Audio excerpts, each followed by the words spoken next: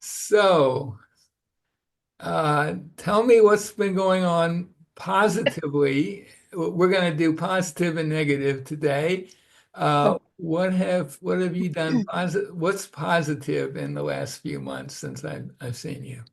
Yes. I have incorporated directions in the way that I teach, and I've really seen a positive change the way that I teach and the way that I teach singing.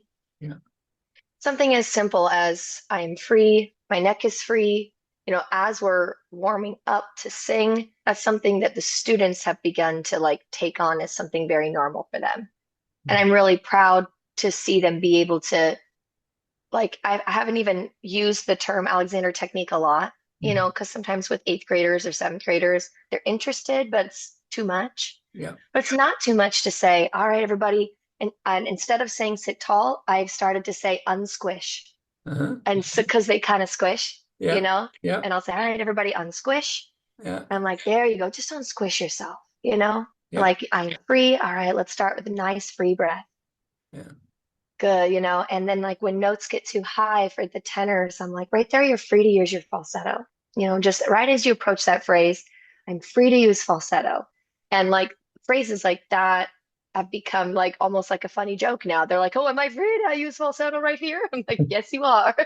Right. So like I feel like that's been a really positive change. I've been happy to transfer it to other people. Hmm. Um, Also, the benefits of constructive rest. I think more people need to do it and understand it. And I've seen little blurbs coming out from my friends or on social media about the benefits of laying on the floor, what they Hmm. call it, right? Hmm. Yeah. And I giggle because then they'll send it to me and they'll say, isn't this what you do? I'm like, well, maybe. Like, yeah, there's a lot of wisdom there. And even my husband will see it and he'll turn his phone to me and be like, this is you. You lay on the floor. Yeah. I'm Yeah. like, yeah, I mean, that's what I do. And even a friend at work, a new person at work, was like, did you hear about the benefits of laying on the floor? I'm like, I told you about this. This is constructive rest. He's like, I did it in my plan period. Right, right. And I'm and like, though well, it's not just lying on the floor, it's no, fairly no, specific. Yeah, okay, but good. that's what they call it when Yeah, they don't some Alexander teachers call it a lie downs. lie The down. Brits like to say that. Yeah, Yeah, but they mean the Alexander lie down, yeah, not the Alexander lie sleep down. in bed Yes. lie down. Yeah, And right. I also I have a few great recordings, a couple of your friends and a couple I found on the internet. And some are 7, some are 20 minutes, so they're Yeah. different lengths. And in my very busy season at work that I'm going to tell you about in my negatives or my cons that have been going on, I could sense it in my students that they needed a reset. Yeah. And so I started class that day. And this is thankfully with my class, my elect group of vocal singers that are competitive singers. They're also the leads in the musical, so they're just exhausted. And I felt it too. And I said, everyone, grab out your reading book from your backpack, find a spot on the floor. And they're like, are we doing the thing on the floor? I'm like, yes. We even dim the lights. And I was like, you're gonna listen to my friend Imogen, who's gonna coach us through 20 minutes. Wow, that's Got an great. adorable British accent. You Yeah. if you yeah, I told them, I said, I get the most out of it when I don't fall asleep. Yeah. So I encourage you to encourage yourself to stay awake. Yeah. Yeah. So I'm like, but nobody's in trouble if the constructive rest puts you into a deep sleep. Right. Right. And we did it. We laid down and they were so grateful. Like Yeah. many of them came to me, Mrs. Ditter, thank you for giving us that. And then later, a couple days later, when the musical cast had got back from a big tour of elementary schools, and we had a rehearsal that evening, before we did anything, we put our stuff away, we spread out on the set. I said, everyone, grab your reading book out of your backpack, find a spot, and we went into constructive rest. And when we were done, I was like, okay, everyone, use the bathroom, refill your water bottles. We're going to start rehearsal in about 10 minutes. And it was such a beautiful tool because before I would have had some teaching techniques to try to reset or recharge us, but nothing I've ever used in my 17 years of teaching is a better reset when you need it the most than constructive rest. So I've been so grateful for my personal life and for my students to have the tool of constructive rest. Right, right. My last positive is when I'm exercising and walking, which has been a little more rare to exercise because of my busy schedule, and when I'm trying to bulldoze through the hallway running a million miles an hour, or I catch myself and I'm like, hey, why don't you just move the center of gravity? Yeah. And that has been really helpful because I've gotten back into this extremely fast pace and I'm trying to come out of it now. But when I would catch myself bulldozing through the hallway or exercising, I'm like, hey, we're not, we're just move your center of gravity. And then I wouldn't be mad at myself if I was moving that center too fast because I had to be fast. But I at least had that tool of like, hey, you're free, you're gonna move your center of gravity. We're not power walking. Yeah, yeah, yeah, And that really does, it shifts you ever so slightly yeah. to have a healthier way of walking and an overall healthier way of living. So those are my notes. There are more, I'm sure, but those are my Okay, notes and my positives. I'm so okay. thankful for. Now let's go to the negatives. And the negatives are not anything because of Alexander Technique. It's because of the season of life I was in. I neglected to use it. I completely like got overwhelmed because from January to the end of March is my musical season, which for me means extending my work days to 10 to 11-hour work days. And plus, I'm still a mom. And Mhm. plus, like, even when you're not in rehearsal, you still have to teach before rehearsal. So in the evenings, you're being a mom. And then when the kids go to bed, you are planning your musical rehearsal and your lessons for the next day. So that's 3 months straight. In addition to that, my vocal ensemble, my select group prepares for a competition in March. So you have to do the extra things to get them ready. And the hours, especially in March, start building and building, and you work 12-hour days, 13-hour days, 14-hour days. And the physical toll it takes on me mentally and physically. I I could sense myself needing to go down into constructive rest so bad, but I wouldn't let myself because I told myself, you don't have time. And then I told myself, you're too exhausted, just plop in bed. Even though the other angel on my shoulder was going, but it's constructive rest. Like, just lay down. But Yeah, I was like the yeah, wrestle of I have to get this stuff done. right. And then the last couple weeks of musical season, I caught a bad cold virus. And Mhm. I knew that my voice is sensitive the way it is. The canary in the coal mine was screaming at me.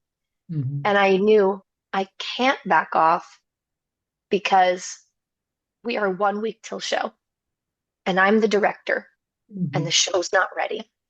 So I pushed myself, which I knew would have consequences, but I lost my voice completely to like a literal, not even a whisper.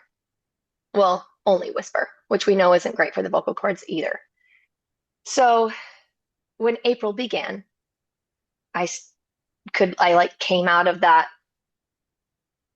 pressure phase Mhm. and I knew like I need to use constructive rest to recover. I should have used it more in the middle of it, but for all the reasons I didn't always choose it. Right. And so now it's like I'm retraining myself, Celeste. One time I told Robert that I wanted to be able to do things fast and to do things very well. And you kind of giggled and gave this adorable smirk, and you were like, I don't think those two are very complementary. Or like, I can't remember exactly how you worded I it, but don't remember that, but I probably did sort of. the face you made, it was enlightening for me because that is my life, fast and Yeah, efficient. And you're yeah, like, oh, I don't see those as coexisting very nicely. yeah, And yeah, so my voice is slowly coming back, but I had no voice for 2 weeks, and it's still like I'm a choir teacher who can't sing right now right, because of the sacrifices I made at the end of March. right. And so like Robert, when I brush my teeth, I'm doing this. I'm like, why am Yeah, I doing this? And I give myself a direction, yeah, any direction, and I feel myself relax. I'm putting on makeup and I feel myself so tense. I'm like, what are you doing? Like, I'm tense in everything I do. I can't get dressed without feeling the tension come back. Put on makeup, brush my teeth, write something, walk to the office. And I sense it. At least I know it now. But whoa, sister, what are you doing? Like, I just feel like I have to retrain that out of me. And that's where you come in. Okay, well, just an observation, first off, you had the three positives. Um, two of them were about other people. Just just saying, you know, Yeah. and I think Okay. That's fair. we touched on that in some form much earlier during the lessons we had in the fall, summer and Yeah. fall, that you do seem to be a little bit someone who doesn't necessarily always look after themselves. And when Oh, people, okay. maybe you find it hard to say no to someone that has a new project for you, something like Well, that. I'm yeah, I'm just working saying. on it. I'm better than I used to be, Yeah. Well, I'm but just that saying is that it something sort I of do work on. jumped out at me that two out of the three were your students, which is great for them. That is great for that. Yeah, but so that example you gave just a moment ago, brushing your teeth. So you noticed that at some point you noticed that you were clenching and doing all Mhm. kinds of probably tightening your hand around the brush and just All generally of it. tightening yourself. And then you said, but then I decided to use a direction, and it really doesn't matter whatever direction seems or you could just pick one at random, it doesn't Yes. matter. You did that, and it immediately brought about a change. Robert, sometimes I literally just think about you and it brings about change. Oh, I'd be careful with The that. reason is because you taught me directions, Yeah, benefits of exploring them. yeah, Some bring about different things, yeah. but in a panic moment, or I don't know which one to pick, I just remember like the idea of directing your subconscious, just direct yourself to be free. And I think that I just naturally think of, Or you could just say or think, I'm free. yeah, I think that's I think by adding, see happened is already there. what jumps out at me is that you have the tools. We know that. Hmm. And the whole idea of having a lot of different directions is that probably some of them you won't use very much, but you might occasionally explore them. And there might be two or three that are kind of go to. If I have no idea what I should go to, I'll just randomly pick one of those. And Hmm. the direction I'm free has a lot going for it because it's very short.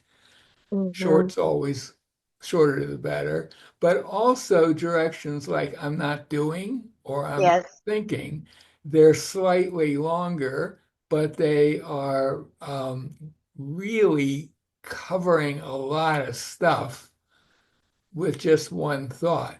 I'm not thinking is like, well, I'm not doing really refers to everything. And you Yeah. do, and I'm not, you usually there's going to be a thought before an activity. So you kind of Mhm. getting in at the early stages. Yes. So the thought, I'm not thinking, and we talked about what that means in terms, it doesn't mean stopping. It just means um, not thinking the way you are currently thinking and letting something better happen. And you don't have to, you have no idea what that better is. It's Hmm. just. So I think that, yeah, I think as a starting point, that experience of brushing your teeth is a really good one because it shows you could be in the midst of a internal clench of some clench or clenches of some kind, and just thinking a thought, a direction, even if it's not the optimal way of phrasing it, right? Like instead of saying I'm free, or you say I'm directing myself to be free, which I think you should just get rid of the extra stuff. Just doing that, I'm free, immediate brings about an immediate change. And Hmm. just notice that it doesn't do anything to really slow you down. It doesn't take up time that you need for something else. Right. It's just a little add-on to what you're already doing. Yeah. And it is taking up, it does require a little bit of brain power for this guy. Your prefrontal cortex can only handle, maybe, depending on who you talk to in the neuroscience world, but say rough estimate, 7 ± 2 thoughts. Yeah. It's very Hmm. limited in the number of things it can attend to. So it does require you to um, probably give up something to have this thought. Hmm. But and your brain will figure out the best part to get rid of. It Hmm. might be, oh, I'm late for work. I'm going to worry about that. It might say, well, you know what? We'll just ditch that for a moment and just Yeah. go right to I'm free, or I'm not. Right. Yeah. And I think to the extent that you can appreciate that what your job is really not anything other than a thought. No doing, That's right. That's no right. doing. It's not something for you to do. It's something for you to make a decision about. So Yeah. it does require one of those memory slots in your brain. And but typically, I would imagine that when you're in the kind of state that you would talk about, where you're just looking, I think in your email you said, sometimes I just look at my kids at the table and I get all tense, right? Um, and Yeah. the kids aren't doing anything; they're just there, right? Um, that you've added, you've that's a that um, that tension comes from a thought of some kind, maybe unconscious. So when you say to yourself, okay, yeah, I just tensed up and I'm tensing up right now even, but I could just use a direction. Maybe the shorter the better in a crisis. I'm free. That's about as short as you can get direction Hmm. wise. I'm free. I'm free. Just let it come out a few times. And your brain will take care of getting rid of something to give you the space to do that. But even better, most of your brain, which is unconscious, will take care of Yeah. implementing it. Hmm.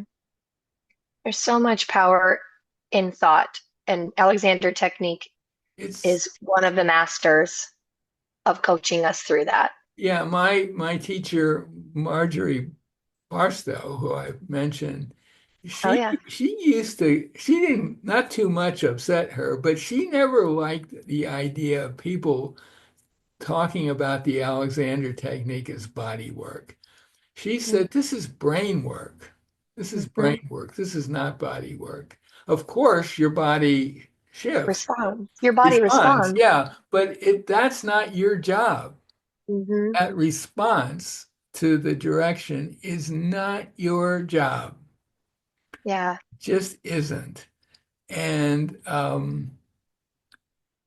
so I just it's kind of hard to, I can say that and you can agree to it, Hmm. but sooner or later something's going to happen that's going to cause you to tense yourself in a way that you notice it. Yeah. Hmm. And I think you're pretty good at noticing early on. So we don't necessarily have to wait for it to get really out of hand for you to Hmm. notice it. And I Hmm. think when you notice it, there's a part of you that says, right now I'm so busy, I can't do anything more. Instead of Hmm. right now, a little change in my thinking, which requires no effort and can be just instantly, just a little instant thought. I'm free.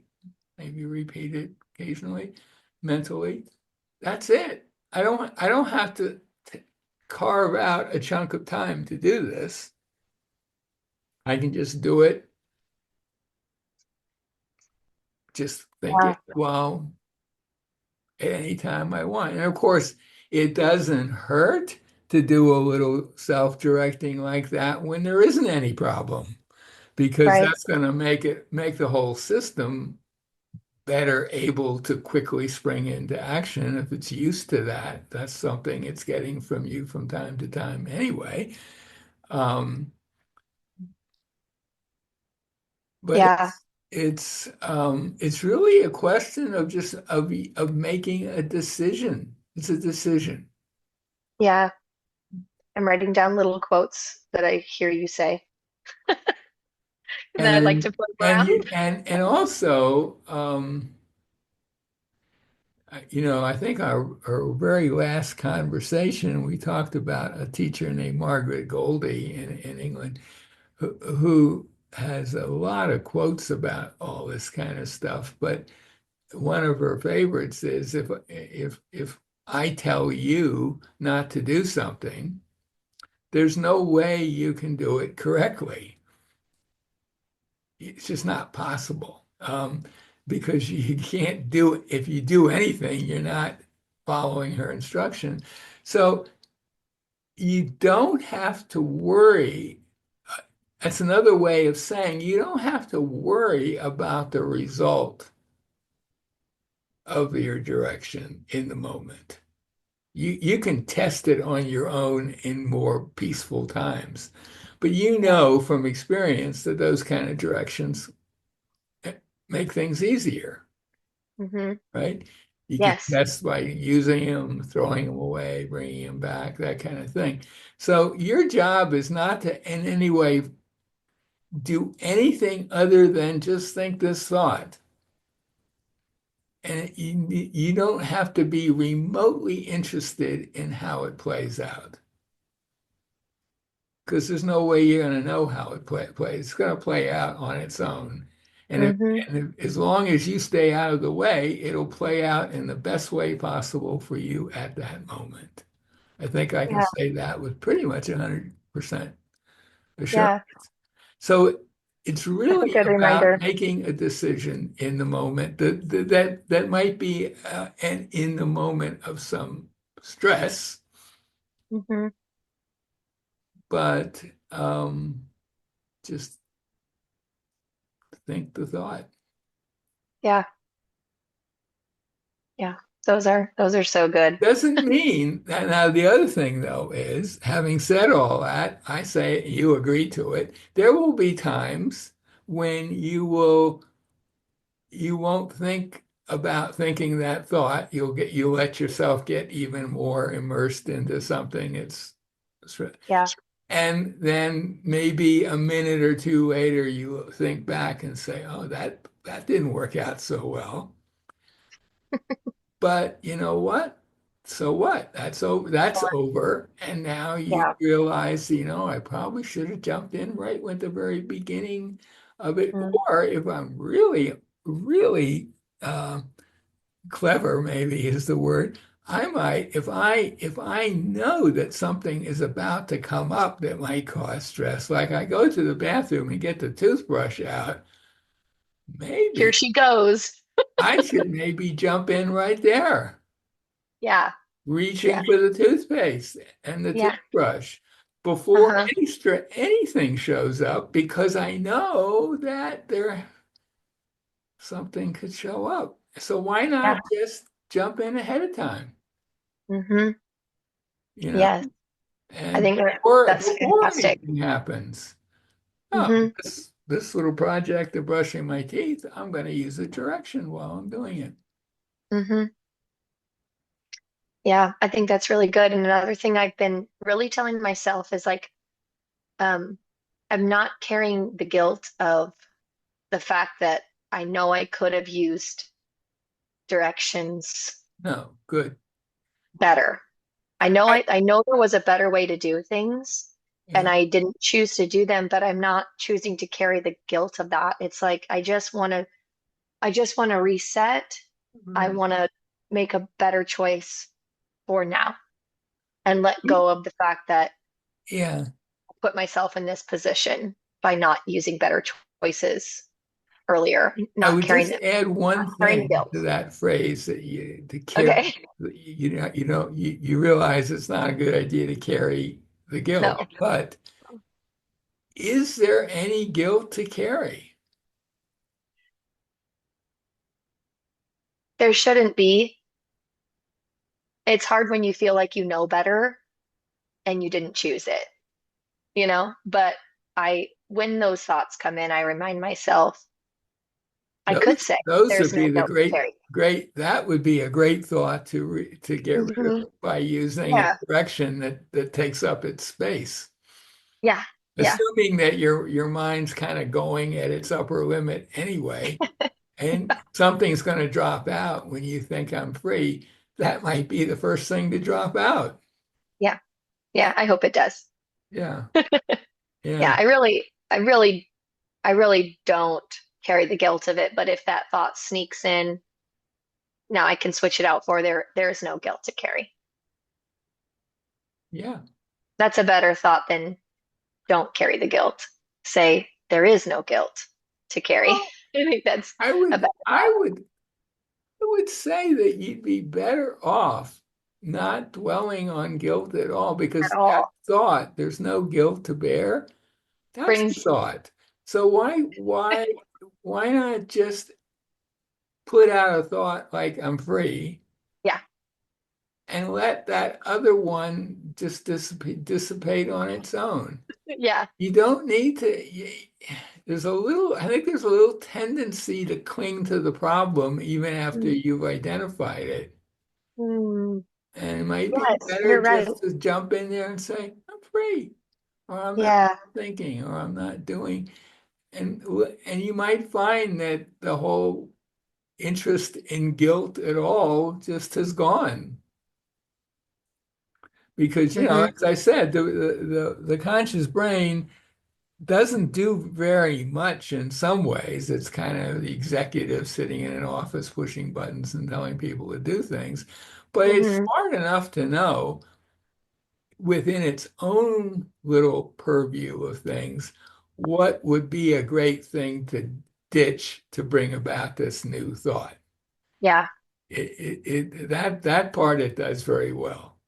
So if you Great. just jump in with with what Alexander teachers like to call a constructive thought, then Constructed thought. then you don't have to worry about overloading the system because the system is designed to shed stuff that's less important for something like that. So. And of course, you got this entire unconscious part of your brain that does 99% of everything. It's completely outside of your consciousness by definition. That takes that thought, I'm free, and immediately figures out some things to do to make Yeah. things better. And magically, Which it's I don't all have to worry the about. better. It doesn't I don't it have to worry about doesn't, that. if you say like I'm not doing something, like I'm not thinking, it doesn't think. I'd say to it, so I'll just make her think in a worse way. No, it Mm. never does that. It's totally biased, but it needs direction. Hmm. It's like